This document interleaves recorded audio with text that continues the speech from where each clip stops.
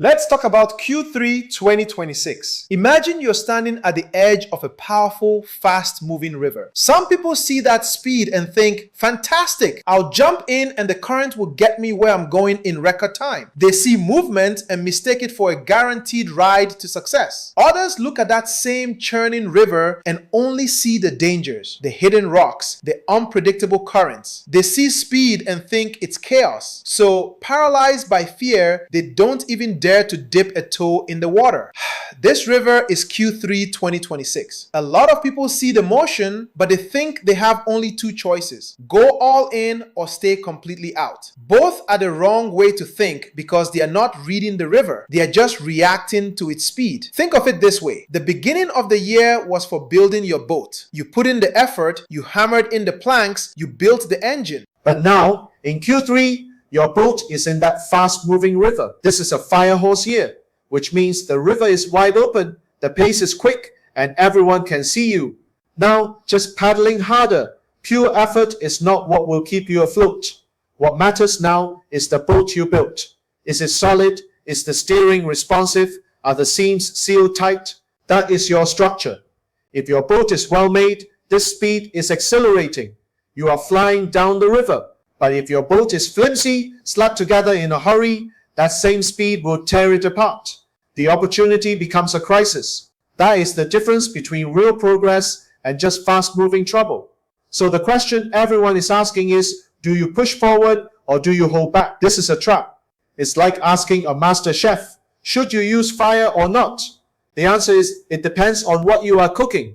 You don't use a blowtorch on a delicate piece of fish, and you don't try to sear a thick steak with a tiny candle. Timing is about knowing which parts of your business and which parts of your portfolio are the steak and which are the fish.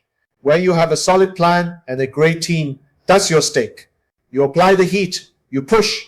But in areas where things are unclear, where you're not so sure of the outcome, that's your delicate fish. There, you lower the flame, you protect. The biggest mistake is thinking your entire kitchen must be on full blast or completely cold. A great chef knows how to use every part of the stove. How do you know when to do what? Look at what the environment is showing you. Q3 is like holding a giant magnifying glass over everything you have done so far. The energy of the market is being focused into a sharp point. That's why things feel so intense, so compressed. This magnifying glass isn't creating the fire. It's just concentrating the energy that's already there. If you have a solid foundation, a sturdy piece of wood, that focused energy helps you create something useful. Things just work, and they work fast. But if your foundation is just a messy pile of dry leaves, that same energy will cause it to burst into a fire you can't control. Small problems will suddenly become huge. It's the same sun and the same magnifying glass for everyone. The difference isn't luck, it's what you put under it. That is your structure. So what is the real strategy here?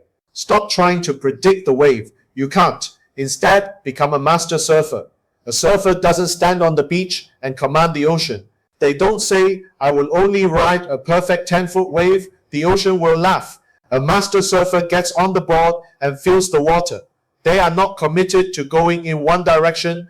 They are committed to staying balanced. They are masters of response. When a good wave forms, they paddle hard and ride it with everything they've got.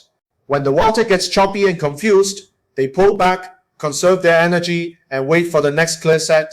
They are constantly adjusting. In a fire hose period, there's a lot of paddling and chaotic motion everywhere. Don't get distracted by all the splashing. Wait for the real wave.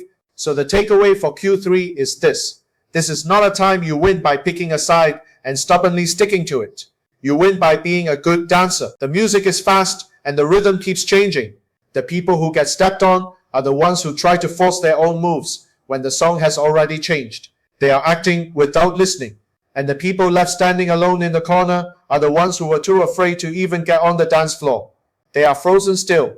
So the question isn't whether you should dance fast or slow.